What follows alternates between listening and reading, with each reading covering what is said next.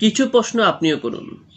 লা মাযহাবী তথাকথিত সালাফি এবং তথাকথিত আহলে হাদিস যারা ইহুদি খ্রিস্টানদের দালালি করছে আজকে বাংলাদেশে, এক কথায় ভারত উপমহাদেশে, পাকিস্তানে, এই মুসলিম রাষ্ট্রগুলোতে যারা এসে বসে মুসলমানদের বিরোধিতা করছে, ইহুদি খ্রিস্টানদের দাজ্জালি মিশনকে সফল করার জন্য উঠে পড়ে লেগে গেছে। ইসলাম মানা দিন মানা সাধারণ মুসলমানদেরকে পেলেই তারা বিভিন্ন প্রশ্ন করে বিভ্রান্তিতে ফেলে দেয়। কিছু প্রশ্ন তাদেরকে শিখিয়ে দেওয়া হয়, অন্ধ মুরিদদেরকে, অন্ধ ভক্তদেরকে কিছু বলে তারা শিখিয়ে দেয়, কিছু প্রশ্ন শিখিয়ে দেয় যে হানাফিদেরকে, হানাফি মাযহাবের অনুসারীদেরকে বা সাধারণ মুসলমান যারা আমজনতা যারা আছে এদেরকে দেখলেই প্রশ্নগুলো করবা, দেখবেন তাদের ঘুরে ফিরে প্রশ্নগুলো এক। এ সকল প্রশ্ন করে তারা আপনাদেরকে, আমাকে, সাধারণ মানুষদেরকে, আমাদেরকে, আলেমদেরকেও বিভ্রান্তিতে ফেলে। যাই হোক, আজকে আপনাদেরকে আমি কিছু প্রশ্ন শিখিয়ে দিব, যে কিছু প্রশ্ন আপনারা শিখে রাখুন যাতে তাদেরকে দেখলেই আপনিও প্রশ্ন করতে পারেন। তো এমন কিছু প্রশ্ন রয়েছে যে প্রশ্নগুলো আপনি তাদেরকে করলে তারা থমকে যাবে, তারাও আটকে যাবে। এই প্রশ্নের জবাব দেওয়ার মতো হিম্মত, সাহস তাদের নেই। তারা যেমন আপনাকে প্রশ্ন করে রাসূল কোন মাযহাব মেনেছেন, এমন মাযহাব নিয়ে বিভিন্ন প্রশ্ন করে থাকেন, যে প্রশ্নগুলো সম্পূর্ণ অবান্তর, উদ্ভট কিছু প্রশ্ন করে তারা আপনাকে, আমাকে, বিভিন্ন মানুষকে বিপদে ফেলে। তো আপনাকেও কিছু প্রশ্ন জানতে হবে। চলুন এমন কিছু প্রশ্ন আপনাদেরকে শিখিয়ে দিচ্ছি যে প্রশ্নগুলো আপনি তাদেরকে দেখলেই করবেন। তো এই প্রশ্নগুলো করার সাথে সাথে সে পালিয়ে যেতে বাধ্য হবে। চলুন শুরু করা যাক। প্রথমে যে কাজটা করবেন, ওদেরকে উত্তর দেওয়ার চেয়ে প্রশ্ন বেশি করবেন। দেখবেন আপনি তাদেরকে কোনো প্রশ্ন করলে তারা উত্তর দিবে না, শুধু আপনাকে একের পর এক প্রশ্ন করতে থাকবে। তো আপনিও এই কাজটা, এই টিপসটা কাজে লাগাবেন। তাদেরকে উত্তর দেওয়ার চাইতে প্রশ্ন বেশি করবেন। মনে রাখবেন, তাদেরকে প্রশ্ন বেশি করবেন। 2 নম্বর হলো হাদিস সহিহ ও জয়ীফ কি। শুধু জাস্ট এই প্রশ্নটা করবেন, সহিহ হাদিস কি, জয়ীফ হাদিস কি। দেখবেন পারবে না, কথায় কথায় বলবে সহিহ হাদিস, সহিহ হাদিস, সহিহ হাদিস, আমরা সহিহ হাদিস মানি। তাকে জিজ্ঞাসা করবেন সহিহ হাদিস কি আর জয়ীফ হাদিস কি। এরপর প্রশ্ন করবেন যে সকল সহিহ হাদিস কি 100% সহিহ? যদি 100% সহিহ হয় তাহলে তার দলিল কি? কোরআন ও হাদিস থেকে দেখান। বিশ্বাস করেন, এই বিষয়ে কথা বলার মতো সাহস নেই ওর। মনে রাখবেন, সকল সহিহ হাদিসেই কি 100% সহিহ? হাদিসের ভাষায় যেটা সহিহ, প্রকৃতপক্ষে হাদিসের ভাষায় সহিহ বলে এটা কি 100% সহিহ শুদ্ধ না। সহিহ একটা ভাষা মাত্র। তো তাকে জিজ্ঞাসা করবেন সকল সহিহ হাদিসেই কি 100% সহিহ? যদি 100% সহিহ হয় তাহলে তার দলিল কি? কোরআন ও হাদিস থেকে দলিল দেখান। দেখবেন ওর মাথা উলট পালট হয়ে যাবে। এরপর প্রশ্ন করবেন যে জাল জয়ীফ কি। জাল জয়ীফ এটা কি হাদিস দ্বারা প্রমাণিত কোনো শব্দ, নাকি মুহাদ্দিসিনদের অভিমত? কারণ তারা তো কোনো ব্যক্তির মতামত মানে না, কোরআন হাদিস মানে। তাহলে জাল জয়ীফ এটা তো হলো মুহাদ্দিসিনদের অভিমত। তো তারা মুহাদ্দিসিনদের অভিমত মানবে কেন?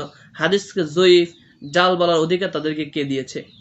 সুতরাং এই জাল জয়ীফের বিষয়টাও কোরআন হাদিস থেকে প্রমাণ দেখান। দেখবেন ওর চেহারার অবস্থা কি হয়। এরপর তাকে প্রশ্ন করবেন সহিহ হাদিস আর মুতাওয়াতির হাদিস কোনটা শক্তিশালী? সহিহ হাদিস শক্তিশালী নাকি মুতাওয়াতির হাদিস শক্তিশালী?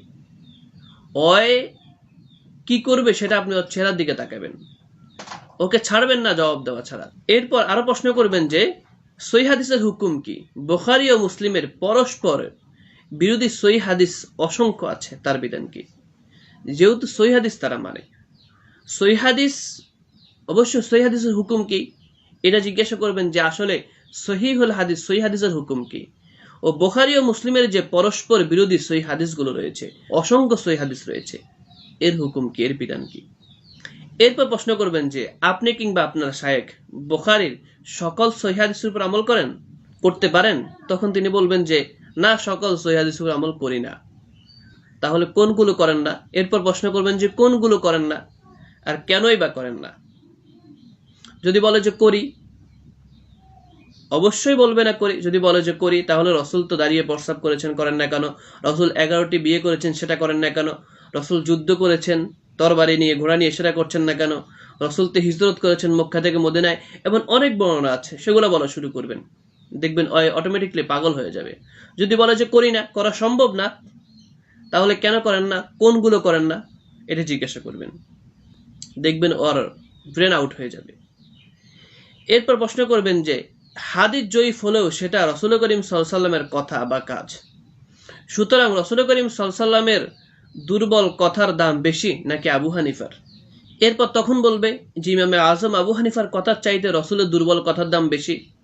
একেবারেই জায়গা মতো কোপ দিবেন যে কথা যদিও কথাটি দুর্বল হয়, জয়ীফ হয়, তারপরেও তো কথাটা রাসূল করিম সাল্লাল্লাহু আলাইহি সাল্লামের।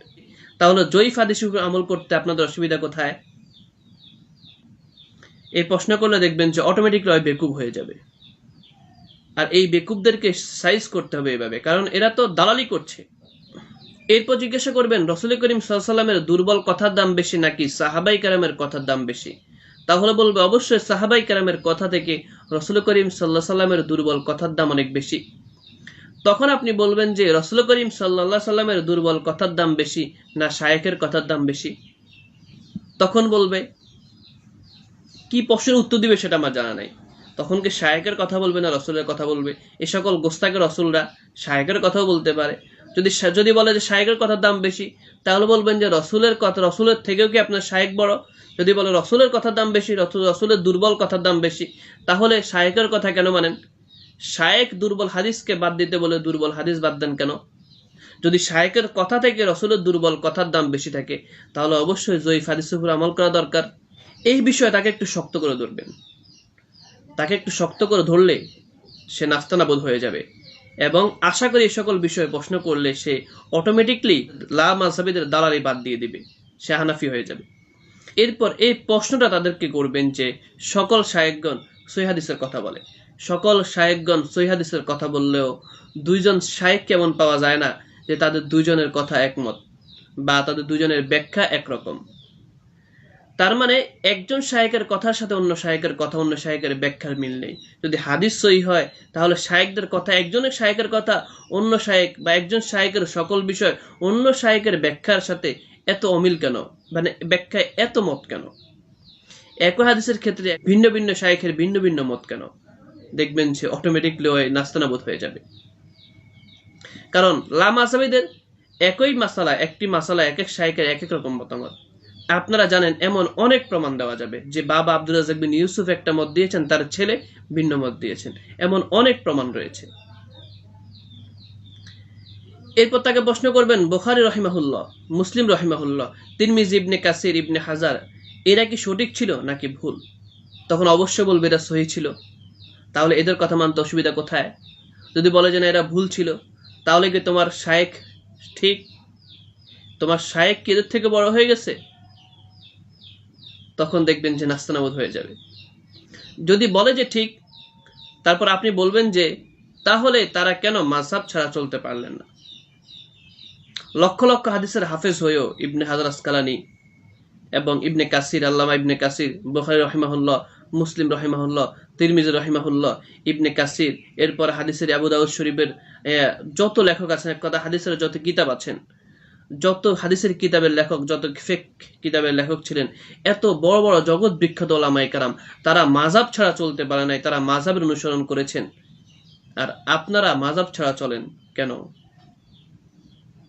আবার মাযহাবকে অস্বীকার কেন করেন? তাহলে দেখবেন যে নাস্তানাবুদ হয়ে যাবে। বিশ্বাস করেন এই সকল প্রশ্নগুলো যদি একের পর এক তাদেরকে করতে পারেন, এই সকল প্রশ্নগুলো যদি একের পর এক তাদেরকে করতে পারেন, নাস্তানাবুদ হয়ে যাবে। আর আপনার সামনে তওবা করে হানাফি হয়ে যেতে বাধ্য হবে, এবং লা মাযহাবি সালাফি এই তথাকথিত আহলে হাদিসদের সকল গুমর ফাঁস করে দিবে, এমন অনেক প্রমাণ রয়েছে।